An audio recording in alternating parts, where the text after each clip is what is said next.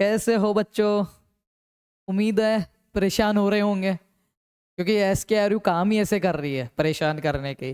चलो कोई बात नहीं, फिर भी आपके बहुत सारे कन्फ्यूजन्स अपन क्लियर करते हैं। थोड़ा सा बिजी था तो मैं जेट के रिगार्डिंग इन्फॉर्मेशन नहीं दे सका, बाकी अभी वापस से एक्टिव हो गए हैं।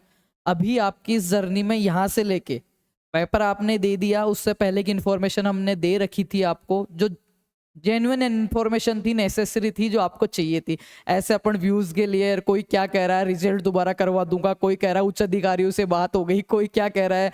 मतलब ठीक है, ऑनलाइन एजुकेटर्स का काम ये होता है बेटा, बच्चा जाता है उनके पास कन्फ्यूजन्स को दूर करने, वीडियो टेप करके देखने के लिए। पर ऐसे ऐसे मेरे भाई लोग हैं कि बच्चा जाता है एक कन्फ्यूजन लेके उसको 10 और नए दे देते कि होगा क्या। बेचारे के मन में एक चीज की शंका है और उसको 10 शंकाएं दे देते। तो यहाँ पे ऐसा नहीं होगा। भरोसे का नाम है फार्मर्स लव, ठीक है। पिछले 5 साल से फ्री ऑफ कॉस्ट कर रहे हैं और ये भरोसा यहीं खत्म नहीं होगा। अभी मैं आपको सारी प्रोसेस बताऊंगा कि आगे क्या क्या होने वाला आपके साथ जेट में। और इसके बाद भी BSc के 4 साल और MSc तक फ्री ऑफ कॉस्ट हमारे साथ ही पढ़ने वाले हो, क्योंकि पिछले 5 साल से 2 लाख से ज्यादा BSc एग्रीकल्चर आपके जो सीनियर्स, ऑल इंडिया में ऐसी कोई कॉलेज नहीं होगी जहाँ पे हमारे बच्चे नहीं है। चलो सारी बातें होती रहेगी। ये जेट का नोटिफिकेशन आ गया, हम फॉर्म भर गए, सही था मामला, ठीक है। फिर पेपर की डेट आ गई, मामला यहाँ तक भी ठीक लग रहा था। चलो पेपर हो गया, यहाँ तक भी ठीक था। 29 को पेपर हुआ, सब चीजें अच्छी है, दे दिया, जैसा भी हुआ कम ज्यादा राम का नाम लेके दे दिया अपन ने, राइट। पर अब इशू वहां पे आया जब रिजल्ट का। पहले उन्होंने तारीख दी, उस पर भी नहीं हुआ। उन्होंने दूसरी तारीख दी, उस पर भी नहीं हुआ। तीसरी तारीख उन्होंने आगे बढ़ा दी, चलो उस पर रिजल्ट भी आ गया। अब बहुत सारे मेरे भाई ऐसे हैं महान योद्धा, जो व्यूज सब्सक्राइबर्स कुछ भी XYZ सबकी अलग अलग वो होती है, मोनोपोली होती है। हमारी एक ही है कि हम बच्चों का भरोसा जीतते हैं। कोई हमारे साथ जुड़ रहा ना तो उसको गलत इन्फॉर्मेशन नहीं दे, चाहे कम इन्फॉर्मेशन दे दे, पर गलत इन्फॉर्मेशन कभी नहीं मिलेगी फार्मर्स लॉ पे आपको, ठीक है। पूरी इन्फॉर्मेशन हम देते हैं। तो वो कुछ डाल रहे हैं ऐसा हो गया, किसी के नंबर देखो ऑफिशियल ऐसा जेट के रिजल्ट के बाद में अभी तक कोई भी अपडेट नहीं है यूनिवर्सिटी से, किसी भी प्रकार की। जब तक ऑफिशियल अपडेट नहीं आती, नोटिफिकेशन वहां पे रिलीज नहीं होता जिस पे SKRU की मोहर लगी हुई है, टाइम डेट लिखा हुआ, तब तक आप किसी के भी बहकावे में फालतू की चीजों में ना पड़े कि रिजल्ट दोबारा आएगा, उसके इतने नंबर कम है, उसके वो है। जो आपके आए हैं अभी तक वो ही हैं आपके, ठीक है। आपको कोई इशू है, आप मोबाइल नंबर दिए हुए, मेल दिए हुए, वहां से आप डायरेक्ट संपर्क कीजिए, क्लाइंट से बचिए, ठीक है। पहली चीज तो दूसरी बात, ये सारी चीजें आपके शेड्यूल में थी कि 21 तारीख को सूचना आई, ऑनलाइन फॉर्म 28 से चालू हुए, ये यहाँ पे 29 तारीख को परीक्षा हो गई। और उसके बाद में मेन चीज आती है बेटा, यहाँ पे रिजल्ट की घोषणा हो गई 30 तारीख को। 30 को गए, आज 2 तारीख हो गई, आगे क्या होना है भाई अब मैं बता देता हूँ। अभी तक शेड्यूल आया नहीं है, आगे का प्रोसेस मैं आपको बता रहा हूँ, क्योंकि आप डॉक्यूमेंट्स वगैरह बना के तैयार रखें। और कट ऑफ भी मैं ओरिजिनल कट ऑफ आपको बताऊंगा जिसमें आप सेफ एंड रह सकते हो, मतलब नो टेंशन रह सकते हो, वो वाली कट ऑफ भी मैं आपको बताने वाला हूँ। पहले एक बार इनकी बात कर लेते हैं। अब बेटा आपके क्या होगा, सबसे पहले जो अब आपके पास स्टेप आएगी वो आएगी किसकी, ऑनलाइन काउंसलिंग हेतु विकल्प फॉर्म खुलना। कुछ रिजल्ट को लेके बोल रहे हैं तो उसमें कुछ होएगा तो मैं ऑफिशियल अपडेट होगी तो मैं दे दूंगा। बाकी जल्द जो अपडेट आएगी, नया शेड्यूल आएगा ना, सबसे पहले होंगे आपके काउंसलिंग फॉर्म खुलेंगे। काउंसलिंग ऑनलाइन चॉइस फिलिंग होती है ना, वो फॉर्म खुलेंगे, तो उसके लिए एक डेट मिलेगी आपको। तो इसके लिए हो सकता है आपको डेट मिल जाए कितनी, 5 तारीख, ठीक है। 5 तारीख, ये जैसे 5 से 7 तारीख 2 दिन तक ये खुले रहेंगे, इसमें आप भर सकते हो। 5 से 8 3 दिन भी मिलते हैं। 5 से 8 अगस्त में भी पॉसिबल, मैं डेट बता रहा हूँ, मैं स्टेप्स बता रहा हूँ कि आगे आपके साथ होने वाला क्या है। आप बहुत कंफ्यूज है, परेशान है, पेपर दे दिया, रिजल्ट आ गया। इससे नेक्स्ट वीडियो में कट ऑफ की भी बात करूंगा बेटा मैं। उसके बाद में क्या होगा, आपको लास्ट डेट ऑफ डिपो, ये जैसे 5 हो गई स्टार्ट हो रही की, 8 हो गई इसकी लास्ट डेट फॉर्म भरने की। फिर फॉर्म भरोगे, उसमें भी मैं बताऊंगा कि कट ऑफ के हिसाब से आपको कौन कौन से बेस्ट कॉलेजेस लगाने हैं, आपका डिग्री को लेके पर्पस क्या है, आपको पूरी लिस्ट बना के देंगे। 60 से 62 कॉलेज आप फिलअप कर सकते हो चॉइस फिलिंग। चॉइस फिलिंग में मतलब ये होता है कि जैसे 5 कॉलेजें मेरे को भरनी है बेटा, समझना एक चीज को, 5 कॉलेजें मेरे को भरनी है। पहले नंबर पर मैंने लगा दी AU Jodhpur, agriculture university Jodhpur. तो इसका मतलब ये है कि मेरे नंबर के अकॉर्डिंग मेरी जो पहली पसंद है, मैं जहां जाना चाहता हूं वो AU जोधपुर है। जो चॉइस फिलिंग रेफरेंस नंबर होते हैं ना, वो आपकी चॉइस होती है कि आप सबसे ज्यादा आपको इस चीज की जरूरत है, उसको आप पहले पे लगाते हैं। तो वो अपने हिसाब से आप लगाना। बाकी कॉलेजों की रैंकिंग है वो हम आपको प्रोवाइड करवाएंगे, लिस्ट वगैरह सारी चीज हर साल करवाते हैं, अब की बार भी करवाएंगे। उसके बाद में आता है display of first provisional list, प्रथम अस्थायी आवंटन सूची। पहली अस्थाई, अस्थाई इसलिए बोलते हैं, ये अगर आपको आवंटन हो गई तो आप इसको रख भी सकते हो और अपवाड भी लगा सकते हो, छोड़ भी सकते हो, इसलिए ठीक है। तो पहली आती है इसके बंद होने के, जब काउंसलिंग फॉर्म विकल्प फॉर्म बंद हो जाएंगे उसके 3 से 4 दिन बाद आपकी आती है बेटा पहली लिस्ट, आपके नंबर के हिसाब से, कट ऑफ के स्टाफ से, ठीक है। फिर आता है इसमें क्या, ऑनलाइन आवेदन स्वीकार करने या ऊपर की ओर लगाने, 3 दिन का या 48 घंटे का, 2 दिन का आपको समय मिलता है। इस समय के अंदर जो आपको कॉलेज अलॉट हुई है, जैसे आप काउंसलिंग करोगे, काउंसलिंग प्रोसेस क्या रहता है वो भी मैं बता देता हूँ यहीं पे। काउंसलिंग प्रोसेस ये रहता है, डॉक्यूमेंट्स की अगर मैं बात करूँ, दस्तावेज, आपका आधार कार्ड, और जिस नंबर से, मोबाइल नंबर जिस नंबर से आपने फॉर्म भरा है, जो ओटीपी आता है कैंडिडेट लॉगिन करते हो वो, प्लस 10th 12th जाति प्रमाण पत्र नया वाला, ठीक है, 1 साल से ज्यादा पुराना नहीं होना चाहिए। मूल निवास, जाति प्रमाण पत्र, मूल निवास, 10वीं 12वीं, और सबसे महत्वपूर्ण जेट का एडमिट कार्ड, एडमिट कार्ड, आपका स्कोर कार्ड, जो रिजल्ट आपने निकाला है वो रैंक जिसपे लिखी हुई है, 2 रैंक आती है, एक तो आती है यूआर अनरिजर्व, मतलब जनरल नॉर्मल वाली सब में कॉमन रैंक, और एक आती है कास्ट कैटेगरी रैंक, फिर आती है एक मेल फीमेल वो चीज, ठीक है। तो ये 5-6 चीज, जेट का आपका एडमिट कार्ड, जेट का स्कोर कार्ड, 2 चीज तो ये हो गई। तीसरी चीज जेट आईडी, जो कैंडिडेट लॉगिन के पासवर्ड और मोबाइल नंबर है वो, जिसपे ओटीपी जाएगा। चौथी चीज 10वीं 12वीं, आधार कार्ड, मूल निवास, जाति प्रमाण पत्र, 5-6 चीजें हो गई। प्लस आपको रखने 5,000 रुपये अपने खुद के अकाउंट में, 5,000 रुपये काउंसलिंग के लगते हैं, वो रखने खुद के अकाउंट में, ई मित्र वाले से नहीं कटवाना।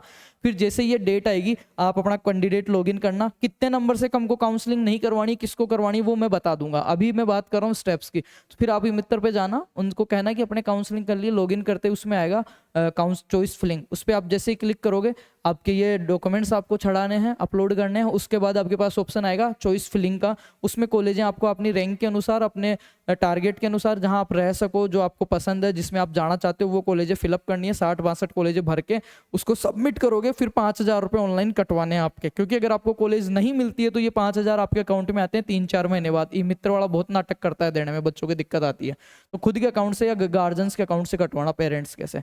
और अगर आपको कॉलेज मिल जाती है तो ये 5,000 रुपये आपकी काउंसलिंग वो कॉलेज फीस में जमा हो जाते हैं वहां जाके, समझ गए। जैसे 25,000 फीस थी, फर्स्ट लिस्ट में ही मेरे को मिल गई कोटपुतली कॉलेज, उसकी 25,000 फीस है सपोज डेट, और मेरे को कोटपुतली कॉलेज मिल गई, तो मेरे क्या होगा 20,000 ही बचेंगे, 5,000 वहां जमा हो गए। फिर ये जब एक्सेप्ट करूंगा उस टाइम 1,300-1,500 रुपये और लग जाएंगे मेरे, 2 बार लग गए। फिर जो बचे हैं ना, वो रिपोर्टिंग के दिन, जिस दिन जाऊंगा ना मैं कागज लेके, उस दिन ऑफलाइन मेरे को जमा कराना होता है कॉलेज में। तो समझ गए काउंसलिंग का मसला क्या है, ठीक है। तो ये सारी चीजें आपको रखनी है और ये चीजें ध्यान रखनी है। डॉक्यूमेंट्स अभी तक नहीं है तो बना लो, प्रॉपर डॉक्यूमेंट्स पे वीडियो चाहिए तो वो भी मैं डाल दूंगा। फिर जैसे आप जमा करा दोगे, उसकी अंतिम तिथि जमा कराने की, काउंसलिंग के लिए टाइम मिलेगा। आगे बात करता हूँ बेटा। हाँ, इसमें क्या होगा आपके सामने, आप जैसे लॉगिन करके देखोगे, आप जैसे ही लॉगिन करके देखोगे, वेट ए मिनट बेटा, हाँ ये आ गया। जैसे लॉगिन करके देखोगे तो आपको जो कॉलेज मिली है वो लिखा हुआ आ जाएगा कि फलाने फलाने को ये कॉलेज मिली है। उसमें 2 ऑप्शन आएंगे, एक तो आएगा एक्सेप्ट का और एक आएगा अपवार्ड का। एक्सेप्ट अगर आप दबाओगे तो फिर आपको 1,000, 1,200, 1,300 रुपये कटवाने हैं और ये सीट आपकी पक्की हो गई बेटा। अगर आपको ये नहीं चाहिए तो आप अपवार्ड का लगाओ, 500 रुपये लगते हैं, हो सकता है इससे ऊपर वाली कॉलेजों में मिल जाए। अपवार्ड कौन लगा सकता है, जैसे मैंने 1 2 3 5 कॉलेज भरी, 5 भी मेरे को मिल गई, और जो चौथे नंबर पे कॉलेज है वो मेरे से 2 नंबर वाले कम को मिल रखी है, तो मैं एक बार के लिए अपवार्ड लगा सकता हूँ कि मेरे को ये मिल जाए या ये मिल जाए। पर जिसको 1 नंबर वाली कॉलेज मिल गई वो अपवार्ड नहीं लगा सकता। अपवार्ड का मतलब ये है कि साहब मेरे को जो मिली है इसमें मेरे को नहीं जाना, एक बार मेरे को इससे ऊपर वाली जो कॉलेज है एक बार मेरे को मौका दीजिए कि मेरे को उनमें एडमिशन ले सकूं मैं, राइट। आगे चलता हूँ बेटा मैं, तो वो आपके पास आएगी। अगर आप एक्सेप्ट कर लोगे तो यहीं पे पूरा पक्का हो गया। और जिनको नहीं मिला कुछ भी, उनके लिए आएगी फिर सेकंड लिस्ट। क्या होगा, सेकंड लिस्ट आएगी, फिर वो उसमें थोड़ी सी कट ऑफ गिर जाएगी। फिर सेकंड लिस्ट का सेम होएगा कि अगर आपको लेनी है या नहीं लेनी है वो फिक्स करो।